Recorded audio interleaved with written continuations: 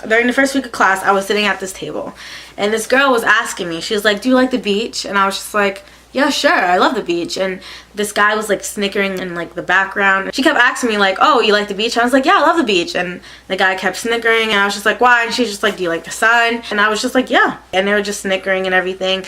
And I asked her why, and she was just like, because you're really, really dark. And then the guy was like dying laughing, and the whole like table was laughing at me, and the girl was like smirking, and it was just so disgusting.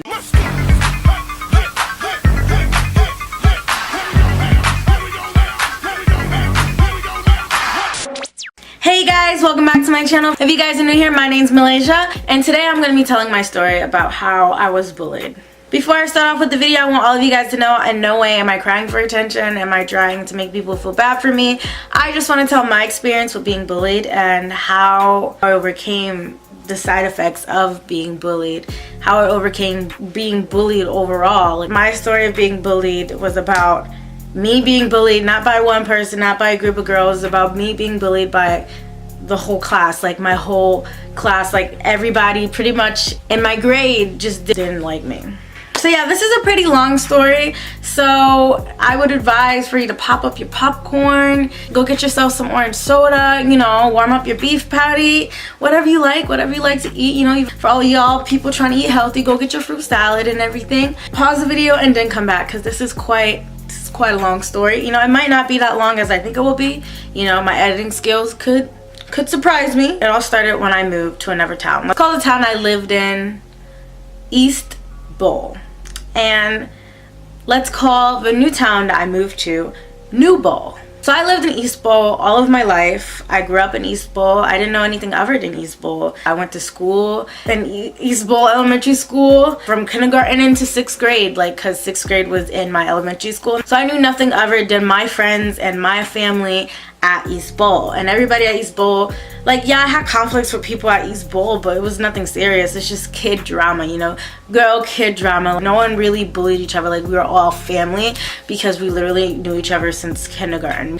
At East Bowl, I was known as the class clown, the person who always got in trouble for talking, the person who always had funny stories to tell, and that was just the person to come to when you needed to laugh. I didn't really know what it felt like to, you know, really beef with somebody, because we all genuinely loved each other. But then my mom, she wanted to move to another town, to New Bowl. The apartment we had was 2-bedroom. It was me, my sister, my mom, my other sister, and then she had twins, a boy and a girl. So it was pretty much too many people for 2-bedroom. So she wanted to move into a place with bigger space, and she found an affordable, better space in New Bowl. I was so upset, but at the same time I was kind of excited because I never was the new girl. Like, I always saw new girls at my school and how like everybody would like be so excited about the new girl. So I was really excited to finally be that new girl and see what it's like to be the new girl. I was really excited to be that girl, but at the same time I was really sad. You know, it was my life, and little did I know that it was literally like the end of my childhood chapter. So we moved to New Bowl and everything.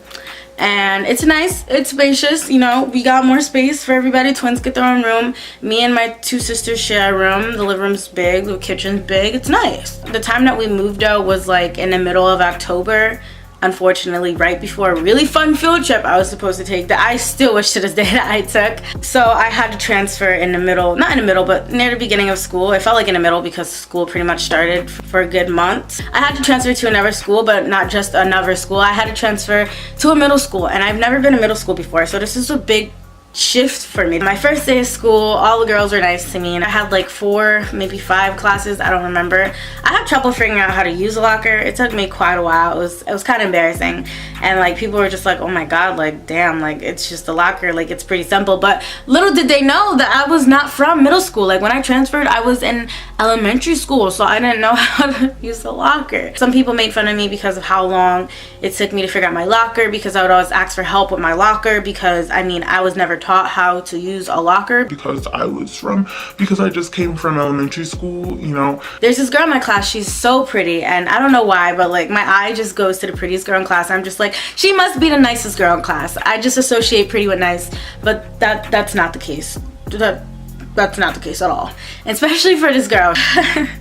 Unfortunately, I figured that out later on.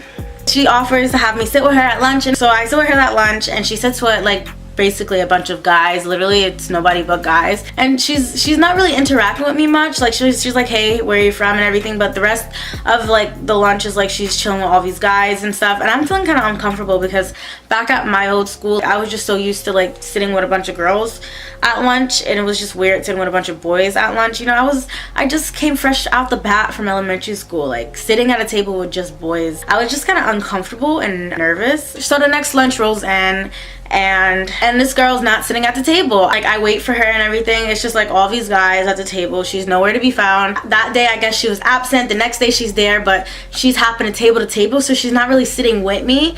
So she's basically leaving me with all these guys I don't know like that. So one day, after several days of waiting around for this girl to sit with me at lunch, I looked around and I found someone else to sit with. Because I just felt uncomfortable sitting with a bunch of guys that I didn't know alone. It wasn't all that bad, but like when she was just like hopping a table, not even bothering to sit with me, when she offered to like have me sit at her table, it was just like, what? Like what? So I found this girl who was sitting by herself, and I sat next to her. I found out that she was actually in most of my classes, and we became like the best of friends, like that. Later on, the girl saw I was sitting somewhere else. She came up to me one day. She's just like, oh, I noticed you're not sitting at my table anymore. And I was just like, yeah, I found somewhere else to sit because you don't really sit there. And she's just like, I was absent and everything. Like how am I supposed to know? Like, I'm not gonna sit here waiting for you forever. If you're not gonna show up to lunch table for a good week, I'm gonna leave, because clearly like you don't sit there anymore is what I'm gonna assume. I think she somehow took offense to that, and then rumors started spiraling around like crazy in that joint. So this girl came up to me one day. I thought she was trying to be my friend, and she just asked me random questions. She was just like, oh, how do you like the school so far? Da da da. You like this girl? You like that girl? And it was just like, oh, what would you do if this girl wanted to fight you? And what would you do if like this girl wanted to like jump you and everything? And I was just like, and they're asking me about the best friend of the girl I sat with at lunch. Let's call the girl I sat with at lunch Hot Pepper, and let's call the girl that is her best friend Twinkie. So I was just like, oh, if Twinkie wanted to jump me, like obviously I would have to fight her.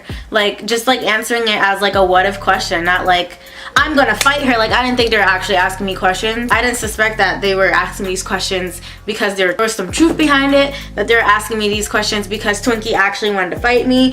They were just like, oh, what would you do if like Twinkie punched her? I was like, I'd punch Twinkie back, obviously. Like I was basically just like telling it how it is. Like if someone wants to fight me, then I'd fight them.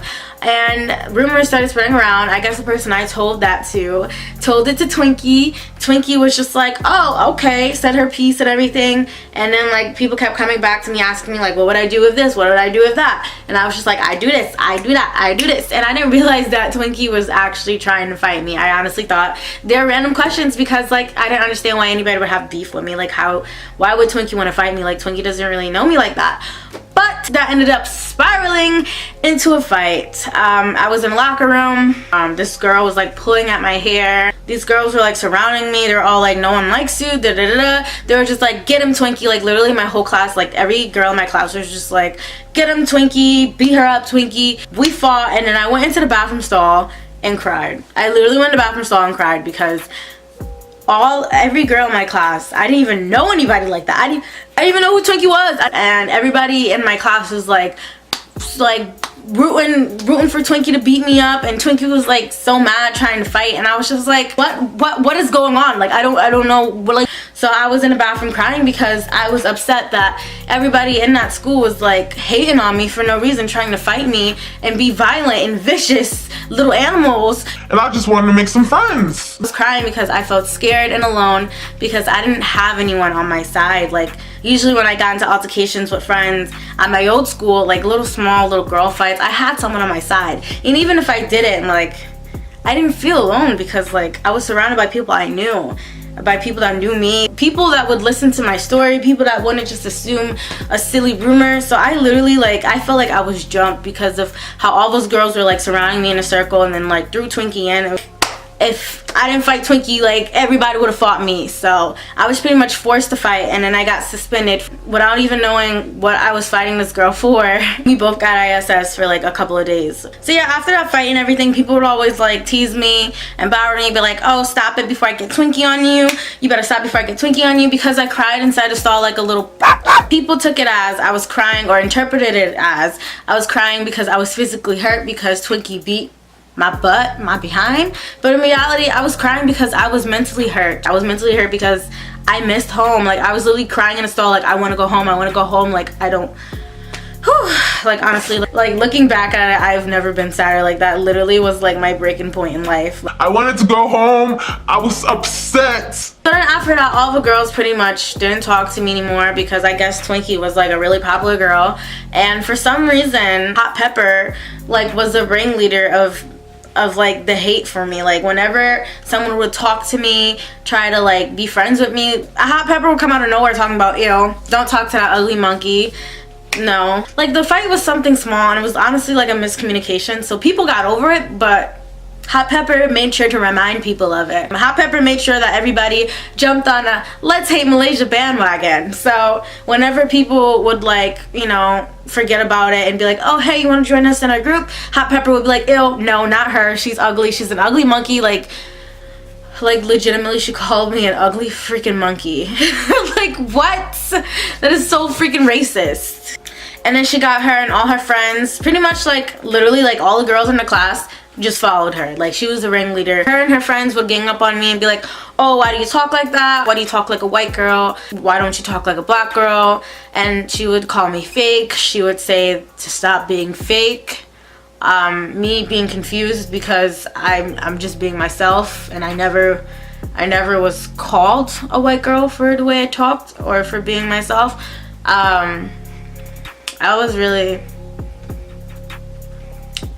just was really confused. I'm not gonna lie, I probably looked ghetto, but I wasn't. And for people to just look at me and expect me to have like a certain accent or talk a certain way because of the way I look, because of my skin tone, I didn't know, I honestly did not know what to do. The only thing that got me through it was my best friend that I made that day at lunch, and I'm gonna call her Soda Pop. I sat with Soda Pop every day at lunch. She helped me get through it. She would tell me that they were just bullying me, don't worry about it, just be myself. Just pretty much encouraging me to just be myself, and I didn't talk white. I was just talking like a normal person. I came into the school with like cornrows and box braids and everything, and then I eventually let my real hair out. I had like a huge fro. I would tie it up into like a nice big poof. It was pretty. It was nice and fluffy. It wasn't nappy or anything.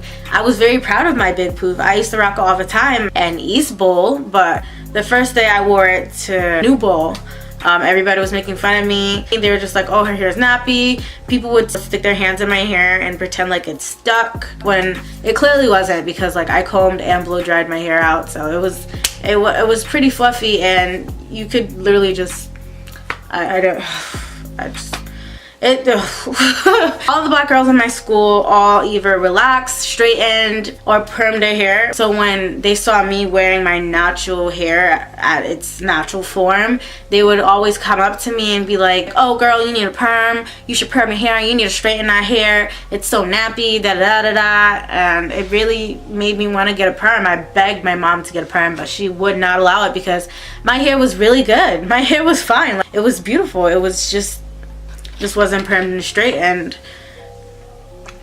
like I didn't believe it was nappy. Like, I know what nappy is. Clearly they didn't, because they were dumb, but I felt like my hair wasn't good enough because all the black girls were bullying me about it and like saying it was ugly, and literally like other people that weren't black would like comment on my hair and stuff and be like, ew, what is that? Like, so, you know. So I was bullied for the way my voice sounded like. I was bullied for a fight I was forced into because of rumors. I was bullied for wearing my natural hair at its natural texture. And the thing that takes the cake is that I was being bullied for being dark skinned. During the first week of class, I was sitting at this table, and this girl was asking me, she was like, do you like the beach? And I was just like, yeah, sure, I love the beach. And this guy was like snickering in like the background, and she kept asking me like, oh, you like the beach? I was like, yeah, I love the beach. And the guy kept snickering and everything, and I was just like, why? And she's just like, do you like the sun? And I was just like, yeah. And they were just snickering and everything, and I asked her why, and she was just like, because you're really, really dark. And then the guy was like dying laughing, and the whole like table was laughing at me, and the girl was like smirking, and it was just so disgusting how they treated me because of who I was. I was bullied because of things I couldn't change. It was really nasty. I would be minding my own business, and people would literally come up to me, bring their hand and grab my hand, and then compare our hands and be like, oh, she's darker than me and I'm Jamaican. Oh, she's darker than me and I'm dark as fuck. Literally, in the middle of me minding my own business, because I was very reserved, because, you know, I didn't have any friends besides Soda Pop. People would literally like come up to me and be like, oh, she's super dark, like, oh, like, are you Jamaican? Like every day people would ask me like, am I Jamaican? Which, now looking back at it, like, made no sense, because there are a lot of Jamaicans who aren't only dark skinned. There's a variety of shades for Jamaicans, just like there are a variety of shades for African Americans. So the ignorance and stupidity I had to deal with in this school, because of being bullied every day about the way I talked, you know, how I talk like a white girl. I tried changing my voice. I legitimately tried changing my voice, and it didn't work. It got to the point I just wanted to I just didn't want to go to school anymore. At the end of the school year, me and Soda Pop ended up going our separate ways. It turned out that she too thought that I talked like a white girl and I was fake, and we almost fought at the end of the year. So I was dead. My 6th grade year was pretty much, I'm surprised I'm still here. Like, after 6th grade, Hot Pepper moved, so the ringleader of my hate pretty much was gone, and everybody started to like get to know me, and they didn't hate me. I realized that I actually just was being myself. I wasn't trying to pretend to be a white girl.